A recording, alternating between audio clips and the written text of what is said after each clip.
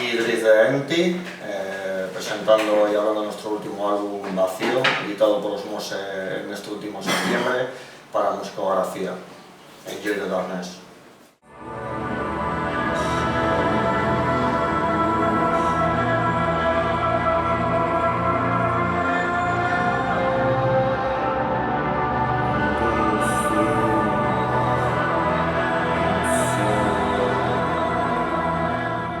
Bienvenidos a Musicografía, estamos con Dries de Enti, encantado Dries.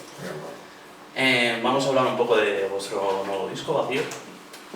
Cuéntanos, ¿en qué os inspiró el libro La lluvia amarilla de Julio Llamazares para crear este álbum? Bueno, en realidad el disco musicalmente estaba compuesto ya. El hilo conductor de las letras la escogí para enmarcarlas porque por primera vez en toda la discografía que he hecho quería hablar en tercera persona y no hablar en primera persona. Y este libro, la temática que trata, es bastante prominente hacia el olvido, en la desesperación de unos antiguos habitantes de un poblado abandonado del Pirineo aragonés. Pienso que fue bastante fácil aunar lo que era este libro con la sucesión de sentimientos que transmito a través de las letras de Enti. Entonces lo utilizamos como hilo conductor. Básicamente, no es que sean todas las letras basadas en el mismo libro, hay un par, pero sí que, por decirlo de alguna manera, reescribo la historia y la invento a través de lo que serían mis propios sentimientos puestos en los personajes del libro y cómo yo me siento cuando fui a ese sitio, que es un sitio que es real, está en el Pirineo aragonés, cualquiera lo puede visitar, la Ruta Amarilla, y habla o transmite, mejor casi incluso que nosotros mismos llamando a la banda Enti, la sensación de vacío y desesperación a la que lleva el total olvido del ser humano.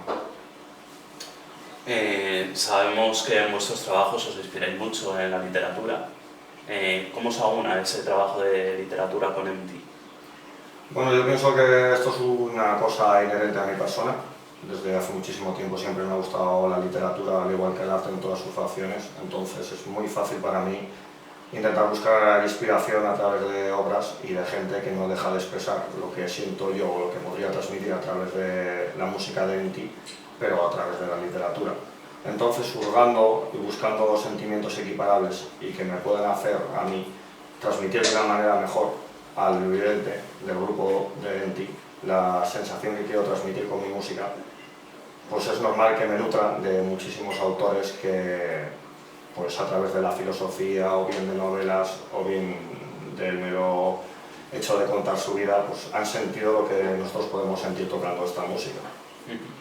¿Algún tipo de autor?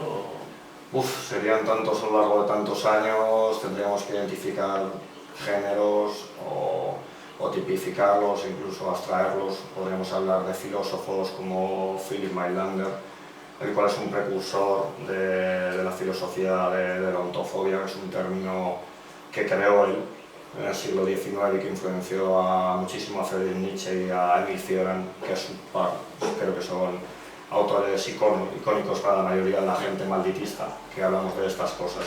Por un lado la filosofía, por otro lado novelas de terror muy clásicas. ¿Quién no podría hablar de Arthur Machen, de Blackwood? ¿Quién no podría hablar, por supuesto, de Edgar Allan Poe, padres del género absoluto del terror? Y creo que no hay nada mejor para explicarle a la gente lo que es la oscuridad o lo que es el sentimiento de la muerte que la literatura y la prosa de esta gente. ¿Cómo surgió la idea de formar un grupo con Enti?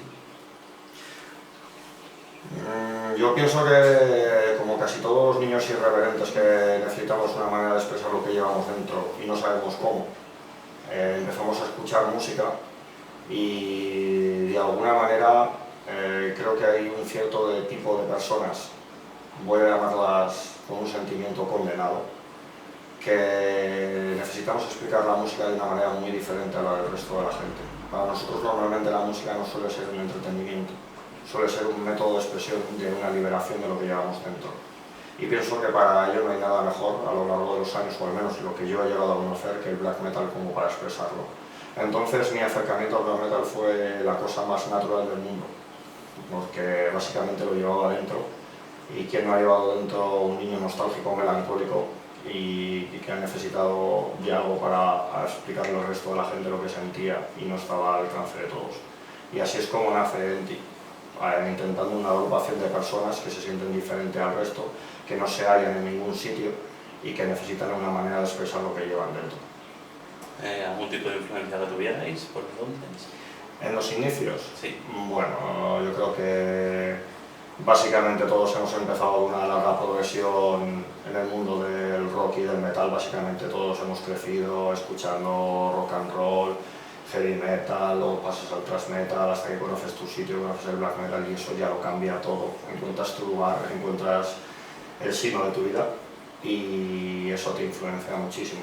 Pero pienso que teniendo en cuenta el bagaje que tenemos como banda, actualmente sería imposible hablar de las primeras influencias que tuvimos como que estuvieran presentes en los días de hoy, porque hoy en día mi cabeza está muchísimo más abierta a muchísimas más cosas. He entendido que hay tanta gente intentando expresar lo que siente y la oscuridad que siente a través de otro tipo de músicas que me parece un poco despectivo no hacer caso a algo solo porque no sea metal o sea rock, solo porque no sea black metal y no esté encasillado. Por lo tanto, si has escuchado este disco te puedes dar cuenta que recoge muchísimas más influencias de otras músicas igual más clásicas, que quizás no deberían ser un tópico remanente en la escena, pero que si tú sabes transportarlas a tu música, puedes llegar a transmitir esa oscuridad que buscas de una manera, que se diría yo, única. Sí, incluso empezando el álbum uno se da cuenta con esa intro. Efectivamente. ¿Qué pretendéis transmitir con vuestro trabajo realmente? A través de las letras y a través de la música, por supuesto. A lo largo de los años siempre hemos utilizado el adjetivo de negativo pesimista para nuestra música. En el pasado también utilizamos el término de que Enti era un poco como la banda sonora de tus peores momentos. Era como si alguien representara esos momentos que te han marcado en la vida, esos traumas que tienes, ese dolor, esa pérdida por algo que querías y ya no está, pero hecho música. Nosotros no buscamos la crueldad en la música, no buscamos la violencia desatada ni la idolatría de ningún dios etéreo. Nosotros somos seres humanos que simplemente estamos intentando sacar lo que llevamos dentro. Si esto puede hacer a los demás bien, en el sentido en el que pueden llegar a mirar un cuadro, sacar todo lo que llevan dentro y marcharse, si consiguen eso, y creo que nosotros lo hemos conseguido, creo que el objetivo de Enti está logrado. O sea, que el objetivo de Enti realmente es explicar la realidad que siente una persona, por ejemplo, cuando está destruida o destrozada por algo. Básicamente es que no hay nada más terrible que la realidad. Tú puedes recrear en tu cabeza lo que tú quieras o ver las imágenes, pero solo tienes que mirar a tu alrededor para darte cuenta que la vida en sí muchísimas veces es cruel y terrorífica. Y es una parte nuestra del ser humano. Kafka decía que debemos aprender a hacer lo negativo, porque lo positivo se nos da hecho. Se nos tiende siempre a enfocar la vida como que tiene que ser positiva porque sí. Y en realidad lo que se nos hace es interiorar los miedos y los terrores y todos los sufrimientos dentro y ocultarlos. A la gente no le interesa el mal rollo, siempre le interesa el buen rollo, sacarlo fuera, la fiesta y todo ese estilo. Pero pienso que eso es parte de nosotros y alguien tiene que explicarlo. Y en este caso, pues nosotros tenemos bastante tiempo para hacer esto. Cuéntanos cuál es la anécdota más curiosa que os ha pasado en un concierto de Enti o a lo largo de vuestra trayectoria como grupo. Habrá muchas, pero... Ahí... te podría hablar de lo que podría decir políticamente correcto y lo que no. Lo que no. Recuerdo que al principio de nuestra primera época teníamos una tendencia patológica por visitar los cementerios de las ciudades de las que tocábamos después. Era algo que nos gustaba bastante y que extrañamente entonces no se podía decir. Era un tema difícil y en el que te podías meter en problemas y es curioso cómo hoy en día se hace bandera de, digamos de alguna manera, de la profanación, la extracción de huesos y cosas así, cuando en el pasado estuvo tan perseguido. Por ahí te puede ir alguna anécdota también. Y si quieres irte al otro lado y tener anécdota curiosa. Te diría que una de las mayores decepciones de mi vida fue cuando toqué con la banda Immortal y nos dimos cuenta cómo lo que para nosotros era el black metal, ese sentir, esa pura magia, esa inocencia de la adolescencia que teníamos quizás los españoles porque íbamos un poquito más con retraso que el resto de Europa como en casi todo. Cuando nos dimos cuenta cuando tocamos con Immortal de que para ellos era un puro negocio, que no había magia, que iban a machacar a los grupos terneros y todo, la verdad es que es una anécdota que nos marcó bastante. Ver lo diferente que era como vivíamos nosotros el black metal aquí en España, con nuestro intercambio de cintas, intercambio de cartas con todo el mundo, y ver cómo nosotros lo vivíamos desde ese punto tan inocente y ver cómo ellos, que iban muchísimo más por delante, solo era puro negocio. Me acuerdo de esa anécdota muchísimo porque me marcó muchísimo. Es muy curioso porque además alguien como Immortal te piensas que tiene la esencia del black metal, que no la lleve realmente, es un poco chocante, ¿no? Te puedo decir como anécdota a mí que es curiosísimo que uno de los primeros discos, creo, que me compré yo fue el Battle in the North, sacado por Osmose. Y claro, yo me quedé con eso, ¿no? Quien no ha visto el mítico vídeo de Blasphemy Mighty Revendar, ¿no? Y te imaginas ahí que, pues estos van todos los días pintados y todas estas cosas, y luego cuando ves la realidad, pues uff. Pero bueno, también a favor diré que es bastante gratificante como para nosotros que 20 años después tuvieran la misma mano el disco de Immortal editado por Osmose y un disco de Empty editado por Osmose. Eso desde luego para mí es una cosa que al niño interior mío le satisface bastante. ¿Cómo ha sido la relación con Osmose? Bueno, Empty es quizás una banda pequeña dentro del amplio roster que tiene Osmose. El trato con Herve en realidad es siempre muy directo, porque él es una persona muy directa y franca. Es bastante curioso como mucha gente piensa que antes de editar Ética Profana Negativa, que es el primer disco que sacamos por Osmose, nosotros ya lo teníamos apalabrado sacarlos con Osmose. Y fue al revés. Nosotros acabamos de grabar Ética Profana Negativa y lo enviamos a Herve. Una anécdota muy curiosa es que yo simplemente mandé un email de promoción, ¿no? Y él creo que tardó exactamente 5 minutos en escuchar el disco y en decirme que lo quería sacar. Me dijo que le encantaba y que lo quería editar, sin más. O sea, que Herve Osmose te diga eso, sabiendo que ha ayudado tanto, ¿no? A quien lo conoce, Marduk, Asu, Immortal y todas las bandas que hay de Osmose. Que te haga él eso es una cosa que te enorgullece.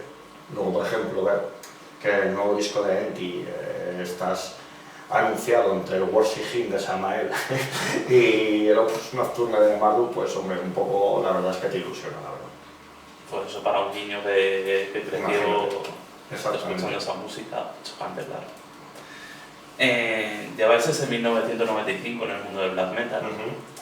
¿Cómo habéis experimentado o vivido este cambio que se ha dado en el black metal desde entonces, tanto a terreno nacional como internacional? Esta es una pregunta conmigo, porque te diría un poco que primero tendrías que apartar un poco como el tipo de persona que eres cuando yo, por ejemplo, en el 95 tenía 15 años a los que tengo ahora. Evidentemente mi percepción de la vida no es la misma y evidentemente mi percepción de la música no es la misma. A mí lo que me transmite el pasado es muchísima nostalgia, me da mucha tristeza. La verdad no suelo recrearme en estos sentimientos porque no me hacen mucho bien.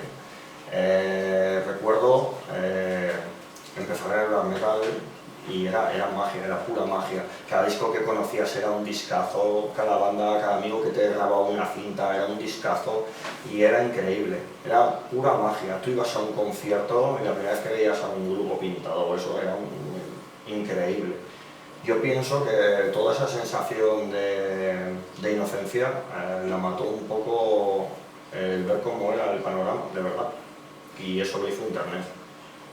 Porque acercó a todo el mundo la posibilidad de escuchar black metal, que no está mal, pero al mismo tiempo mató la inocencia que teníamos de cómo tú en tu casa percibes la música, cómo tú eres el que dictas lo que para ti sientes, cómo te hace sentir la música cuando lo estás escuchando en tu casa. Allí no hay un feedback de alguien que te diga lo que opina del grupo que estás escuchando tú al microsegundo. Ahí estás tú solo con tus emociones. Y eso ha cambiado mucho en el black metal, porque hoy en día todo está muy expuesto y todo está muy enmascarado, está muy plastificado. A mí lo que me da mucha tristeza es como ver cómo se ha perdido sobre todo lo más importante, que es el sentimiento interior del black metal, lo que te hace sentir a ti, y se ha convertido en una mera imagen. Hoy en día importa muchísimo más la imagen que la música. Yo pienso que el black metal siempre fue muy importante la imagen, es de necios negarlo. Pinchos, balas, caras pintadas, cadáveres, todo esto. Pero creo que hoy el balance está totalmente desequilibrado.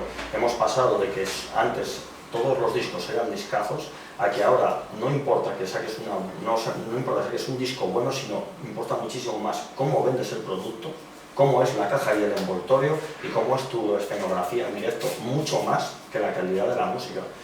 Y eso da mucha tristeza.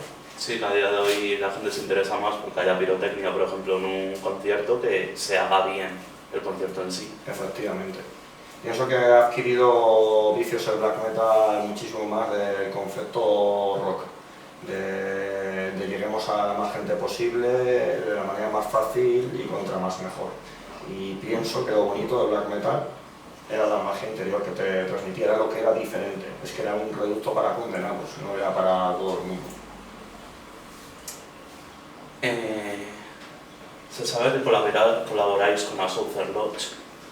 Cuéntanos un poquito acerca de este proyecto. Bueno, la logia sureña de Southern Lodge no deja de ser un filandón, una reunión de amigos que expone ideas y trata tema y debate de una manera filosófica tanto el black metal como todos los temas concernientes a esto.